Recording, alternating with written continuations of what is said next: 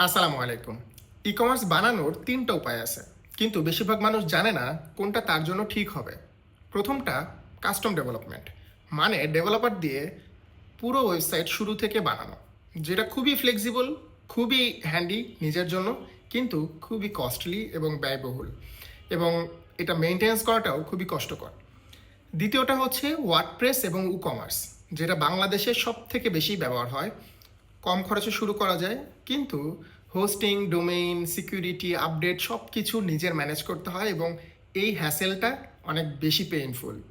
তৃতীয়টা হচ্ছে স্যাস প্ল্যাটফর্ম। স্যাস মানে হচ্ছে সফটওয়্যার অ্যাজ এ সার্ভিস। মানে আপনি কোনো একটা সার্ভিস ইউজ করতেছেন বা কোনো একটা সফটওয়্যার ইউজ করতেছেন তাদেরকে মাসিক অথবা বাৎসরিক বিল দিয়ে। সো এই জিনিসটায় সব কিছু বানানো থাকে অলরেডি। মানে আপনার একটা ই-কমার্সের যা যা টুলস দরকার হয় সেগুলো সব কিছুই বানানো থাকে। আপনার স্টোর শুরু করেই আপনি বিজনেস করতে পারেন।